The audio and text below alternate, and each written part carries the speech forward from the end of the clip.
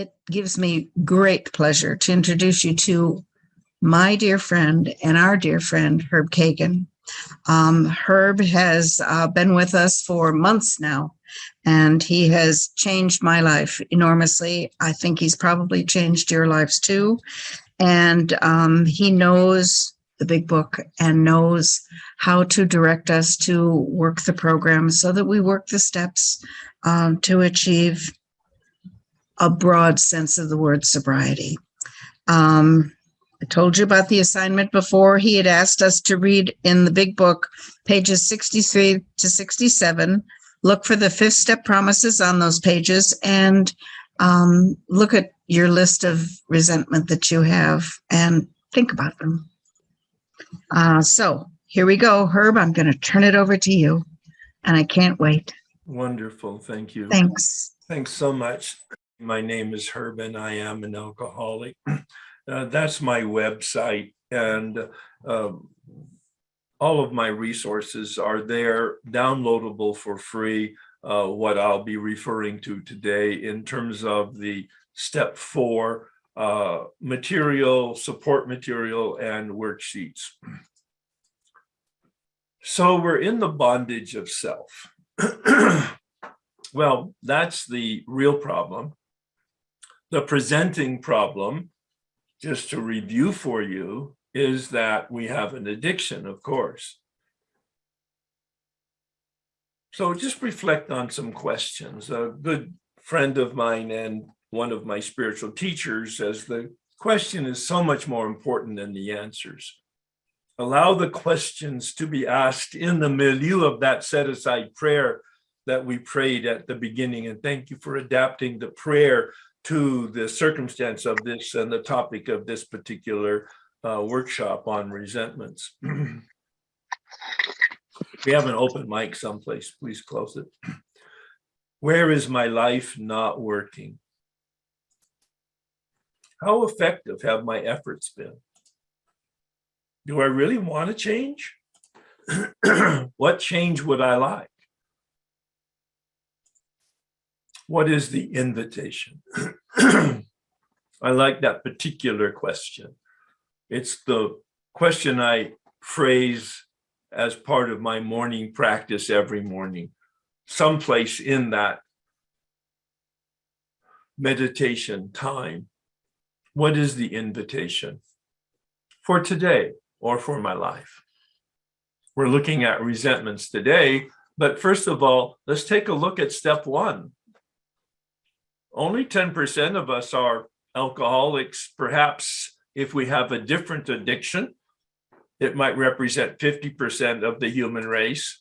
But the real problem, as I mentioned, is unmanageability, a completely different subject than addiction.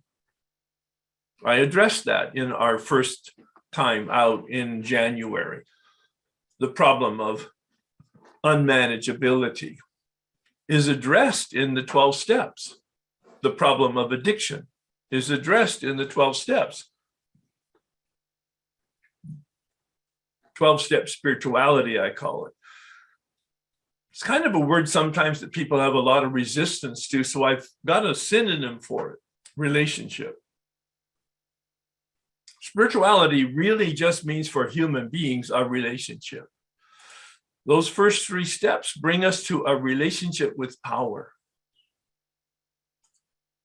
The next 4 steps bring us to a relationship with ourself.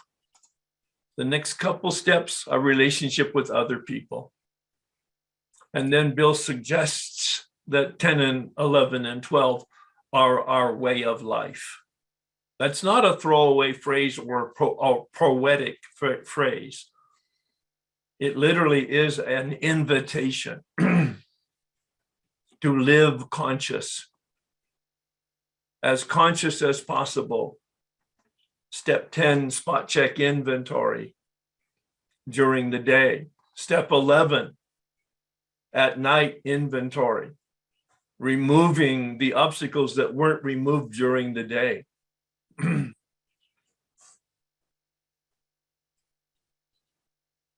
Step 12, the principles, keeping ourselves in alignment. The total purpose of step 2 is a decision about God, about power. You could lose the word God. It's not important. It's just a word. It's a placeholder. It's a symbol of the reality for which there is no word or adequate symbol. Step 2. We covered it in February. My concept. Challenge yourself right now. What's your belief? In that pause, that reflection, that question, what is my belief about power? Take a look at your feet, figuratively. Your feet tell you what you believe.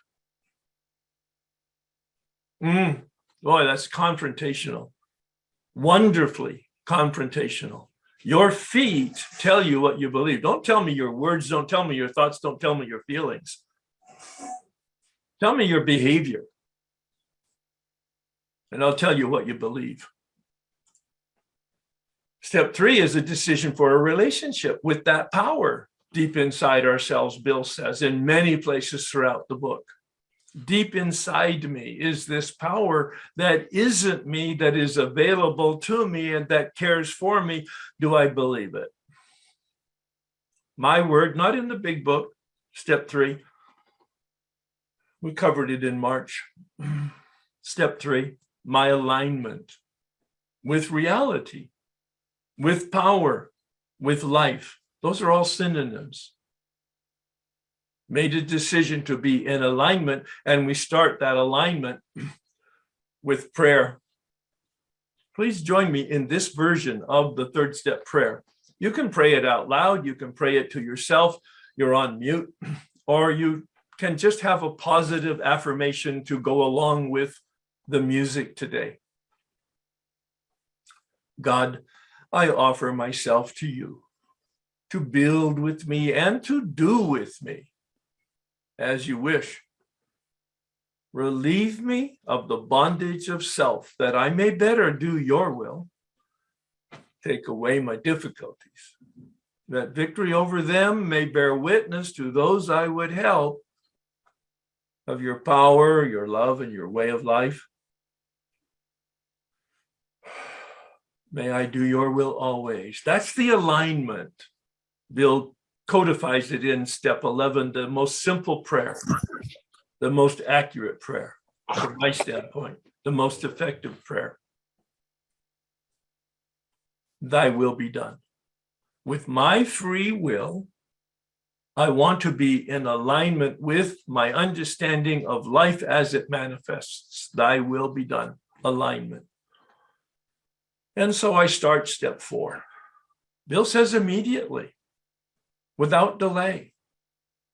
Made a searching and fearless moral inventory of ourselves. Now, if you'll pay attention to the PowerPoint, moral is in all caps.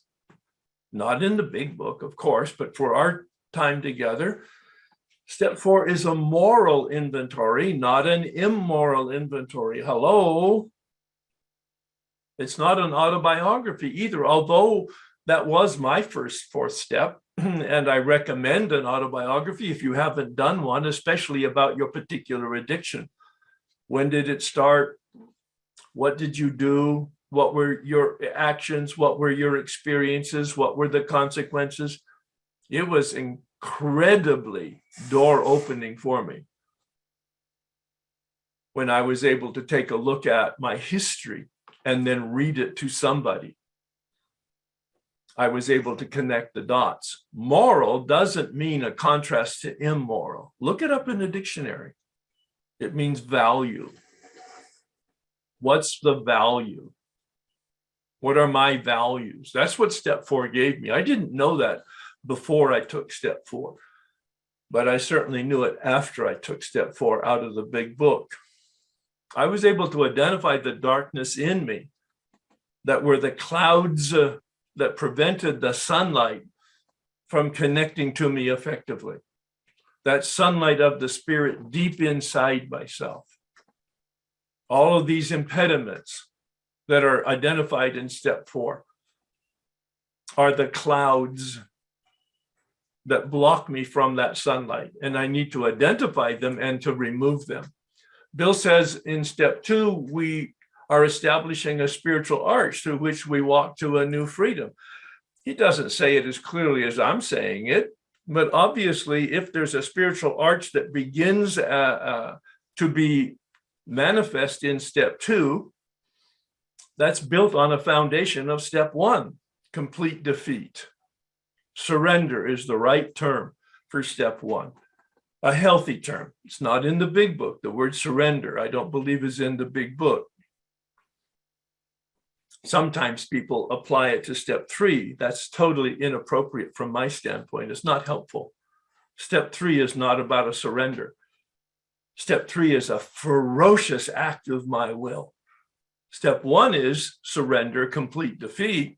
Step 2, Bill says on page 47, is our willingness to believe. That's all. Came to believe is a process. A story for a different day. I think I told it in February, but it took me 10 years going through this process 3 different times with 3 different people to come to a place where I had thought out sufficiently, where I was able to see and experience that I was an agnostic. A big surprise, because I had studied to be a Catholic priest for 7 years. Step 2 is about a willingness, and Bill calls it the cornerstone in the spiritual arch through which we walk to a new freedom. And then in step 3, which we just renewed 3 minutes ago, he calls the keystone, that stone at the peak of the arch that holds the entire structure together, the entire spiritual structure. The next time he mentions it is step 5, page 75. Where you'll find the step 5 promises. There's nothing in between, and there's nothing after that in terms of the spiritual arch and the ingredients to that. So I have to assume that step 4 are the building blocks: resentment, fear, sex, dishonesty, and secrets. And what's the whole point of building this arch and walking through the arch? Bill says it in those promises on page 75, walking hand in hand with the spirit of the universe to freedom. The whole point of this is not addiction itself, it's freedom from addiction, but it's also freedom from unmanageability. Freedom is the key. If we can hold that as the one word that gives us the motive, the vision, the value proposition for doing this work. How free do you want to be? That's really the question. People say, do I have to do that? No, you don't have to do anything. How free do you want to be? Not a trick question. How free do you want to be? Because of my background in both spirituality, theology, philosophy, and psychology, there's an open mic someplace, please close it. I'm interpreting what Bill says from my understanding of human structure. We have instincts of fight, flight, and freeze. I'm approaching now step 4 to understand how it's structured. Bill was brilliant. He intuitively knew about human beings and human structure. Our instincts, which he calls in the 12 and 12, instincts gone awry. Instincts of fight for survival. If you can't fight, then run, flight. And if you can't fight or run, hunker down, be camouflaged, be hidden, freeze. Our emotional reactions, the instincts, come from our brain stem. There's 3 parts of the brain. That first development is the brain stem for the instincts. The second development is the limbic system for our emotions. Our fight instinct is translated into anger as an emotion. Our flight instinct into fear as an emotion. Our freeze into dishonesty, hiding, camouflage, shame, guilt. These are all emotions that come out of our survival instinct. And that's how the big book is written. Talks about resentment. It comes from the Latin word sentire, to feel. And re, R-E, is to feel it again and again and again. Resentment is anger that was yesterday or 50 years ago that I'm still holding and it's growing in me. Fear, we could use the term anxiety today, a very dominant word in human experience. Or procrastination, a very sophisticated word, basically just for fear. When I did my sex inventory, which is the third component of the step 4, which we will cover, and I'll talk about that in a minute, not today. We won't cover it today, I'll talk about it today, is the third component of the big book step 4 inventory. Resentment, fear, and sex. 3 different categories. I found that most of my sex inventory had to do with dishonesty. I wanted what I wanted to get it. I didn't care about anything else. It was all about dishonesty, and there were a lot of secrets that were connected to that. But I like the dishonesty as the emotional reaction to the freeze instinct.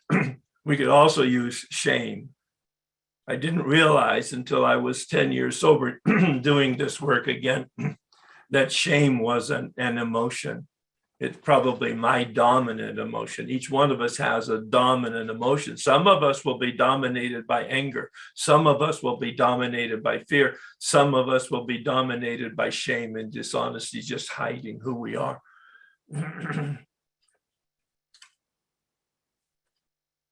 Each one of us has all of them. Each one of us has just a dominant one that usually is the pattern in our life. And we need to identify. That's the whole purpose of step 4, is like going to a doctor to diagnose, oh, you have an iron deficiency. Oh, you have a heart murmur. Oh, you have a broken leg. We need to diagnose the problem before you can treat the problem. And Bill diagnosed the problem of unmanageability in page 62. Selfishness, self-centeredness is the root of the problem. And we need to turn from our self-centeredness to other-centeredness, at least this is my terminology, to represent steps 4 through 9. To turn so that we are in alignment with life. We are in alignment with reality. We are in alignment with however you want to interpret God's will. I wrote a reflection on it. I don't personally believe that there is such a thing as God's will. A subject for a different day. And so Bill gives us this outline of self-centeredness as the root, and the fruit of the root is our resentment, is our fear, is our inappropriate sexual behavior. There's nothing wrong with sex. It's a human instinct. It's probably the basic and most ferocious instinct that we have for survival of the human race, not just our survival, but the survival of the human race. And then some wrap-up stuff that I'll talk about in a couple sessions later on that helped me bring step 4 to closure, to conclusion. After I had done it a couple times, I realized that resentment and fear and sex didn't cover the entire spectrum of the shadows in me, the darkness in me. I needed to take specifically a look at dishonesty and secrets and guilt and shame. Dishonesty and secrets are recommended in the big book as things to look at. guilt and shame wasn't a consciousness at the time, 1939, when the big book was written, but certainly we would be remiss if we didn't look at it today, given our psychological sophistication and the history of the development of human consciousness. In the 12, there's another open mic. Please monitor that and keep it closed. There is a different model in the 12 and 12. Bill was 20 years plus sober when that was written, I think 1951, 53, somewhere in there. And he had been under the spiritual direction of a Jesuit Catholic priest, Father Ed Dowling. And so in the 12 and 12, he uses a different model, the 7 capital sins. I don't personally use that. It's too Catholic for me. But some people use it with great effect. I stay with the big book and step 4, resentments.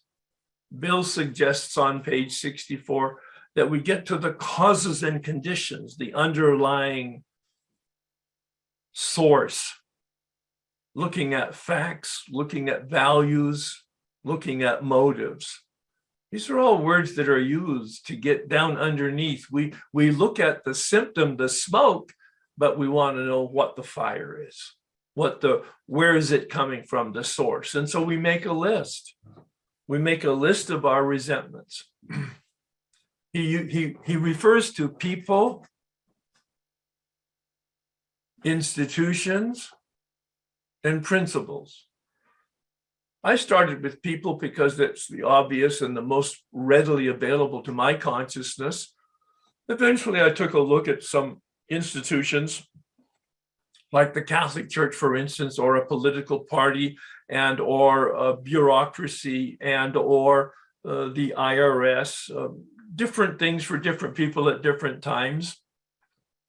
I've never really connected much with principles in terms of bona fide resentment. I could make stuff up. I could analyze it and talk logically about it, but it's not the hot burning coals in the depth of my soul that some of those resentments were, like of my father. I had a lava hot rage, even though he was dead 12 years when I did this work the first time, 4 years sober. That kind of resentment is the kind of resentment that burns hole in our soul, is the cancer of our soul.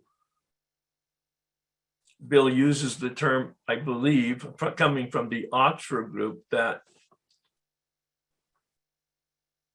step 4 is soul surgery, that resentments are a cancer that metastasize. I'm using my words now. We make a list of the people, especially the people.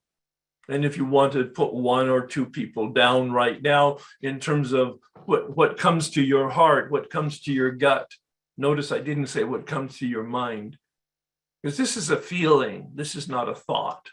This is a deep feeling of anger. In some cases, maybe of rage. Bill gives us on page 2, on page 65, a matrix to show us 3 different columns. He doesn't call them columns, but there are 3 rows of information on there. That first row is a list of names, and the second is the cause. What are the reasons I have this resentment? These are pretty straightforward. I had a resentment toward my father because he was a drunk, and a mean drunk, and he was verbally and emotionally abusive. He promised me a car at 16. He reneged on that. He never came to any of my football or sports events, etc. I had a long list of grievance. I had worked on it in therapy. I had worked on it in religious inventory. I had worked on it in my first inventory, which was autobiography. But nothing had touched it. It named it. It revealed even the depth of it, but it never really dissipated it or removed it.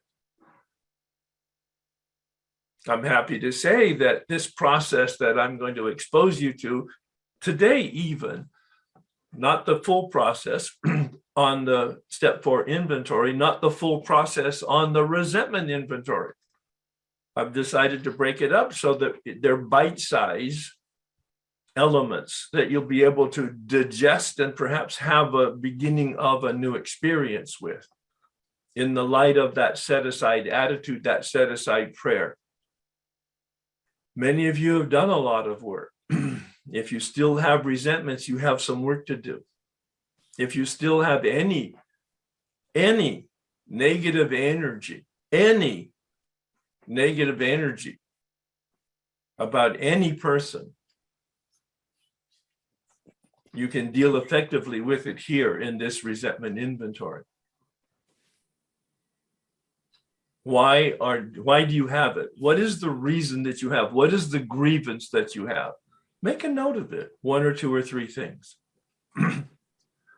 And then we get to something that's really interesting for me and powerfully transformative in terms of my own experience, that 3rd column. Bill doesn't call it the 3rd column. He just lists all of the words in the 2 paragraphs on page 64 and 65 that seem to be redundant but are not. Affects my. There's a 4th column that I'll use, but I'll talk about it in 2 weeks. There's not a 4th column on page 65, but there is a final paragraph on page 67, which I'll unpack next time we're together in 2 weeks, so that perhaps you'll have done some work in that 3rd column in between now and then, and we'll be able to have a very robust conversation about it, looking at the various aspects of selfishness and self-centeredness, that final paragraph on page 67.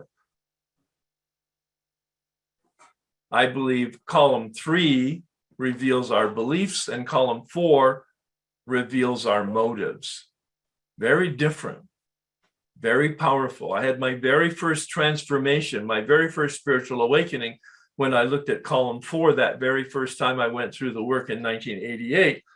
It was 3 years later that the man helped me unpack column 3 in the way I'm going to show you today. Taking a look at our beliefs. I have a worksheet. I think it's put in the chat room, or it's been put by Patrick and others into an area where you'll be able to retrieve it. I'm not going to go over the entire worksheet. I believe it's a little bit too much for what I want to do today, which is an overview and a sense of the motive and a sense of the overall experience that is available to us by doing column 3. The first time I was referred to column 3, it says self-esteem. I interpret that as who am I? My belief about myself. It's not a psychological esteem, self-esteem. High or low self-esteem. It's not psychological. It's about my deep belief about who I am. My deep belief about who others are. My deep belief about life. Now, a shortcut way of looking at it, I learned this from the Dr. Berger co-facilitation of emotional sobriety workshops. The word should. The word should reveals our beliefs. I should. The litmus test, the criteria I'm using is my belief. It could be conscious. It wasn't for me. It was unconscious. They should reveals my belief about other people. It's not conscious many times. It's very unconscious. I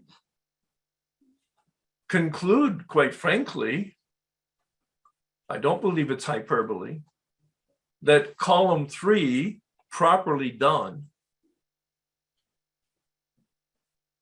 is very analytical and penetrates the unconscious. None of that's in the big book. It may not be your experience, but it's certainly my experience. I was able to see the beliefs that I have. I was able to see the shoulds that run my life. Life should be fair. People should be honest. People are considerate, should be. We have rules. Dr. Fred Luskin, a clinical psychologist at Stanford, wrote the book Forgive for Good, talks about unenforceable rules. It's a great phrase. We have a story about life. We have a story about ourselves. We have a story about other people. We don't know it's a story until we begin to attempt to do this kind of work, or some perhaps pretty effective therapy, or maybe a very effective, authentic connection to organized religion. There's many, many ways to approach this, but none of those were of benefit to me. A benefit in the sense of seeing the truth of the lie that I believed and that I lived my life on. No wonder my life didn't work. I have glasses, you might notice. If these glasses were distorted, I would see reality distorted, but I wouldn't know reality is distorted because I'm looking through lenses that distort reality. My lenses are distorted, but because those are the lenses I'm looking through, I don't know that I'm looking through distorted lenses.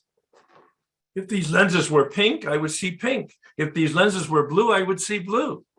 But I don't know I'm seeing pink and I'm seeing blue because these are the lenses through which I'm looking. Column 3, done the way I've experienced it, is looking at the lens. Looking at the lens to evaluate the distortions, to evaluate my beliefs, to evaluate my delusions, my story, my victimhood. I know none of that before I do it.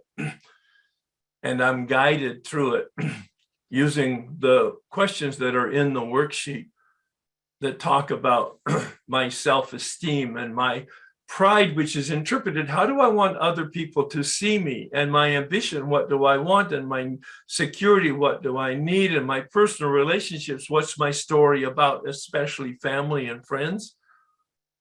And then the sex relations. This man said to me, I don't believe it's about sex genital, Herb, because Bill gives us a third component in the step 4 inventory that's all about genital sex. So perhaps, and he's just speculating, he's trying to broaden our concept of the approach from an effective way of dealing with the diagnosis. He said, perhaps it's about gender. What's your belief about women? What's your belief about men? In the specific area of resentment, what's your belief about fathers? What's your belief about sons? What's your belief about brothers? What's your belief about male supervisors?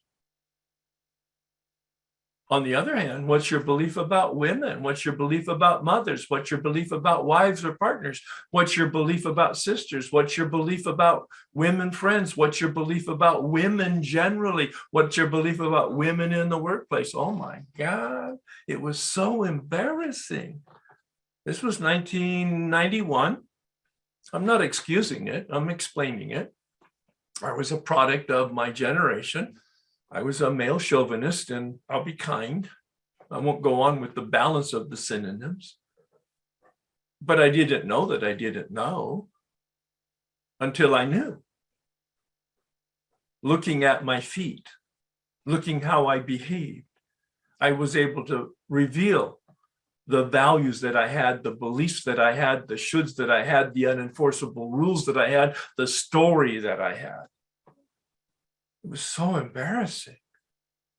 I really thought I was a Renaissance man. I mean, Some of you know my background. I have a graduate education in philosophy, another graduate education in theology, another graduate education in psychology, and lots of self-help. And at that time, I was 7 years sober, going to book studies and step studies. I mean, I really thought I was a Renaissance man. And what turned out, based on this column 3 analytical process, was I wasn't a Renaissance man, I was a Neanderthal. Using all that information to beat my way into your submission and my grandiosity. I didn't know that I didn't know until I did.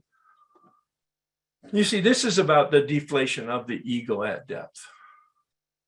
And this process is the pin that pierces the balloon that lets the air out. That embarrassment and that humiliation is therapeutic. It's what I need to get right-sized. But Bill says, oh, we can name it, we can analyze it, we can talk about it, we can write about it, we can understand it. Pages 66 and 67 changed my life. Again, many different dimensions of changing my life. Because it's a prayer practice. Bill says, once we're finished with column 3, take a look at deep resentments. Identify the deep ones. Let's say I had 80 resentments. I don't remember the exact number, but it was up there. 80 different resentments on mostly people and some institutions. I didn't have any principles. But there were 8 deep resentments. Deep, my father, my mother, my sister, my wife, and 4 bosses. I had only 4 bosses, but I had resentments for them all because none of them ever understood who I was and gave me the credit that I certainly deserved and the money that went along with the credit. I mean, it was totally unfair. Now, isn't it interesting? I had only 4 bosses and all 4 were, you know, you might have had 1 boss that might have been a jerk. But 4, how likely is that? So the problem wasn't them, the problem was me, which I began to unpack and see in this work. So I had these deep resentments. Let's take the one that was the lava burner that I talked about in terms of my father. Bill says we are as powerless over our deep resentment as we are over alcohol. Doesn't say it in those words, but read page 66. We are as powerless over our deep resentment as we are over our addiction.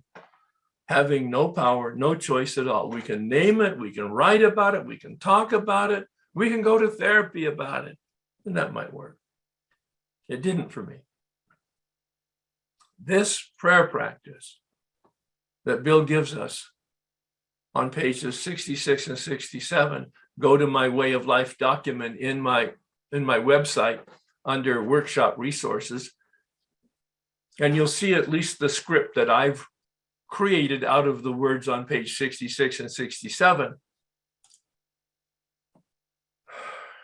The book suggests if you want to be free of your resentment, certainly do this work, but then do these prayers. But notice on page 67 that it's not praying for them. You hear it in the rooms, and it's a wonderful prayer practice. If you have a resentment, to pray for them, to pray for their healing, to pray for their welfare, or however the words are. It's a great spiritual practice, but it's not the practice on page 67. On page 67, it's really, look at it carefully, it's a prayer for me. It's a prayer for my healing. We ask God to help us. Hello? We ask God, that's a prayer, to help us. We're asking for spiritual intervention. We're asking for the divine surgeon to come into our hearts, our guts, our souls, and to physically, surgically remove that cancer in us that is that resentment. And to pray that prayer every day. until the resentment has been removed. I had 8. I prayed 8 prayers, one for each removal every day. After 3 months of daily prayer, I was aware that one of them was no longer a burning issue. No longer had I negative energy about it. No longer did I have any negative valence about that particular person. And I crossed it off. And within weeks of daily prayer for the 7 and the 6 and the 5, they melted away like snow in spring. And the really good news is they never came back. All of them were removed, deep resentments, and they have never come back, not even any hint of mint at all. Fabulous experience. You want freedom? Identify it so that you get really clear on your story, on your beliefs, on your values, and the delusions that are included in that, the lies about the truth we think is the truth and it's a lie. And then pray this prayer for the removal of those deep, whatever prayer you want, but you're inviting the Spirit to heal you in some fashion, to remove that cancer, that resentment. Now, of course, well, maybe not of course, but from my personal experience, some of the deep resentments didn't leave just because I prayed about it, but I did finish my 9th step in terms of forgiveness. Look up the word in the dictionary, forgive. The dictionary says it's a decision to release them. Once I release them, I am released is my experience. And that's what the prayer of St. Francis says, and the Lord's Prayer, doesn't it? Forgive us our debts as we forgive others of their debts. In 2 weeks, I'll be talking about that final component. Today, I talked about making the list and checking it twice. What are the reasons? But the key to it is to take a look at the beliefs in that 3rd column. I needed help. I needed to visit with this man 3 different times so that he was able to help me navigate what he considered the expanded column 3, the extension of column 3. It's not in the big book the way I just presented it. It's only words in the big book. My first experience with that is I did like a checkbox thing. I never had any personal experience or awareness come out of a checkbox. It was more robotic, routine, not challenging, not analytical. No awareness came from it. But when I used the expanded form that this man shared with me, it was his interpretation, but it really opened up the curtains for me. In 2 weeks, we'll be taking a look at what I call column 4, which was the unpacking of that final paragraph I referenced earlier, that's on page 67. There are 5 questions there as I've vetted it. 5 questions concerning the variations on self and self-centeredness. What's my role? What's my motive? My very first spiritual awakening came in 1988 when I did column 4. I didn't do them in order, so my conclusion is you don't have to do them in order. I did column 4, and then 3 years later, I went through the work with a man who unpacked column 3 in the way I just gave you an overview of it.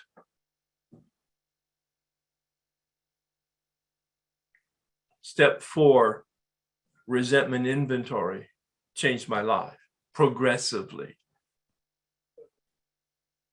Step 4, fear inventory, and then sex inventory, and then dishonesty inventory.